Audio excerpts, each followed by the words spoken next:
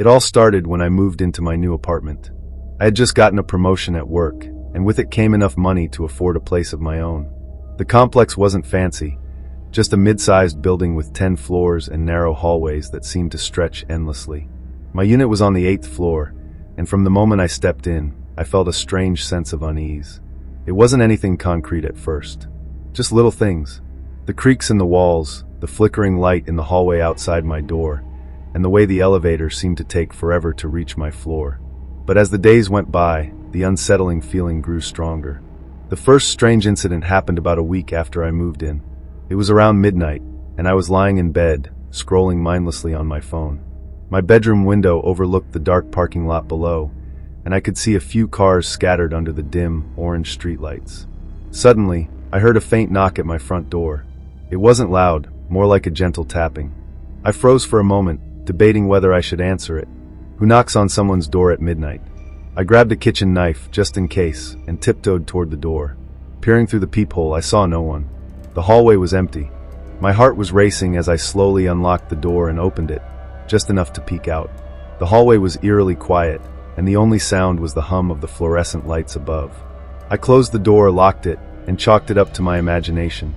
Maybe I'd heard the sound from somewhere else in the building. Or so I thought. The knocking continued, though not every night.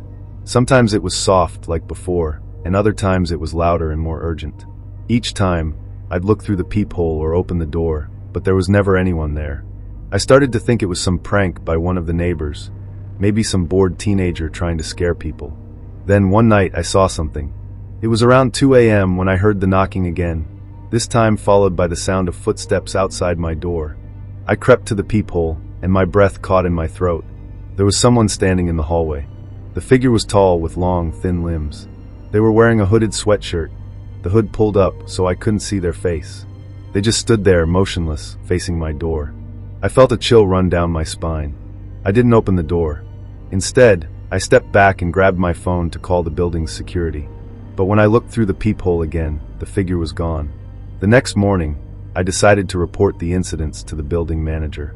She listened politely but seemed skeptical. "We don't have any security cameras on the residential floors," she said. "But I'll let the night staff know to keep an eye out." I wasn't convinced anything would come of it, but it was better than nothing. That night, I went to bed early, hoping for a full night's rest. Around 3 a.m., I woke up to a strange sound. It wasn't the knocking this time. It was a soft scratching, like nails running across wood. My heart pounded as I realized it was coming from my front door. Summoning all my courage, I crept to the door and looked through the peephole. My blood ran cold. There was a folded piece of paper wedged in the frame of the door. I hadn't heard anyone leave it there. I didn't open the door until morning. When I finally retrieved the note, it simply read, "I'm watching you." The handwriting was jagged and uneven, as if the person had been trembling while writing it. I felt sick to my stomach. Was this some kind of threat? Over the next few days, I became paranoid. I kept my blinds shut, triple-checked all my locks, and avoided walking through the hallways unless absolutely necessary. But no matter what I did, I couldn't shake the feeling that someone was watching me. One evening, as I was leaving for work, I noticed something strange in the elevator. There was a faint smudge on the mirrored wall, like a handprint. But it was too high up for it to be normal. The fingers were long and thin, almost unnatural. The next night, I saw the stranger again. It was late, and I had just gotten out of the shower. My apartment was dark except for the light coming from the TV in the living room. I was drying my hair when I felt it, the unmistakable sensation of being watched. I turned toward the living room window, and there, just outside, was a face. It was the same hooded figure from the hallway. They were standing on the narrow ledge outside my 8th floor window, their face pressed against the glass. Their features were distorted, almost inhuman. Their eyes were wide and unblinking, and their mouth was twisted into a chilling grin. I screamed and ran to my bedroom, locking the door behind me. I called 911, barely able to get the words out as I trembled in fear. The police arrived quickly, but when they searched the area outside my window, there was no sign of anyone. "How could they have gotten up there?" one officer asked, shaking his head. "There's no fire escape, and the ledge is too narrow to stand on." I didn't have an answer. By this point, I was terrified to stay in the apartment, but I didn't have anywhere else to go. I decided to spend one last night there before making plans to move out. I packed a bag and kept it by the door, ready to leave at a moment's notice. That night, I barely slept. Every little sound made me jump. Around 4 a.m., I heard the knocking again, this time louder than ever. It was relentless, pounding against the door as if someone was trying to break in. I grabbed the knife from the kitchen and shouted, "Who's there?" "I'm calling the police." The knocking stopped. For a moment, there was silence. Then I heard a voice, a low, raspy whisper. "You can't escape me." I froze. The voice was coming from inside the apartment. I spun around, searching the darkness for any sign of movement. That's when I saw the closet door slowly creaking open. I don't remember much after that. I bolted out of the apartment, leaving everything behind. I spent the night in my car and never went back. A few weeks later, I got a call from the building manager. She told me that the new tenants in my old apartment had reported strange occurrences, knocking at odd hours, strange noises, and even sightings of a hooded figure. I don't know who or what was in that apartment. All I know is that I was lucky to get out when I did. But sometimes, late at night, I still hear that voice in my head, whispering those chilling words. "You can't escape me." I couldn't stop thinking about the apartment, even after I moved far away. I found a new place in a completely different city, closer to my family, and tried to put everything behind me. But it wasn't easy. The memories lingered, vivid and haunting. Every knock at the door, every creak in the walls, sent a chill through me. One night, about a month after I moved, I got a text from an unknown number. The message was simple. "Miss me?" My heart stopped. I stared at the screen, debating whether to respond. Was it a prank? A coincidence? But deep down, I knew it wasn't. I blocked the number and tried to convince myself it wasn't real. But that night, I had a dream, or at least I think it was a dream. I was back in the old apartment, standing in the middle of the living room. The air was heavy, suffocating, and the only light came from the faint glow of the streetlights outside. I turned toward the window, and there it was again, the hooded figure, its face pressed against the glass. But this time it wasn't smiling. Its face was twisted in anger, its eyes boring into mine with an intensity that made my blood run cold. I woke up drenched in sweat, my heart pounding. It took me a few moments to realize I was safe in my new apartment. But as I sat there, catching my breath, I noticed something strange. The closet door, which I always kept shut, was slightly ajar. Over the next few weeks, the incidents escalated. I started hearing whispers at night, soft, indistinct murmurs that seemed to come from the walls. Objects would go missing, only to turn up in strange places. My keys, for example, once vanished from the kitchen counter and reappeared in the bathroom sink. I tried to rationalize it. Maybe I was just stressed, still traumatized by what had happened. But then I saw it again. I was in bed, half asleep, when I felt that same chilling sensation of being watched. I opened my eyes, and there, standing in the corner of the room, was the hooded figure. It didn't move. It just stood there, its head tilted slightly as if studying me. I froze, too terrified to scream. I blinked, and it was gone. The next morning, I found a note on my nightstand. It was written in the same jagged handwriting as before. "You can't escape me." I couldn't take it anymore.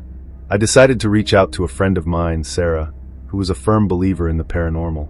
I'd always thought her obsession with ghosts and spirits was a little ridiculous, but now I wasn't so sure. Sarah listened patiently as I told her everything, from the knocking at the old apartment to the hooded figure and the notes.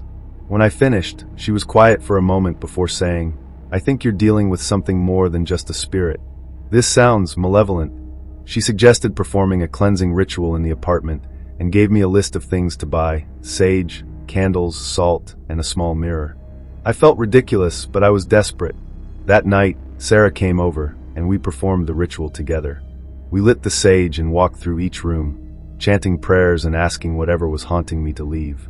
When we reached the bedroom, the air felt heavy, almost oppressive. Sarah paused and stared at the mirror in her hand. "I see something," she whispered, her voice trembling. Before I could ask what she meant, the mirror shattered in her hand, sending shards of glass flying across the room. Sarah screamed and dropped the mirror, clutching her bleeding hand. After that night, Sarah refused to talk about what she'd seen.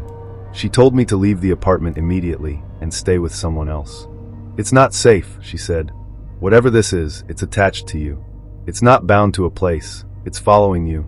The thought made my stomach churn.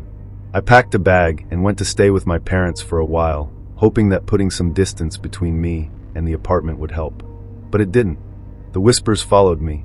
So did the dreams. And sometimes, late at night, I'd catch glimpses of the hooded figure in the shadows of my parents' house. One night, I woke up to find it standing at the foot of my bed. This time it spoke. "You belong to me," it said, its voice low and guttural. I screamed, but by the time my parents burst into the room, it was gone. I knew I couldn't keep running. Whatever this thing was, it wasn't going to stop. I started researching everything I could about hauntings, malevolent entities, and attachments. Most of the information was vague or contradictory, but one thing stood out.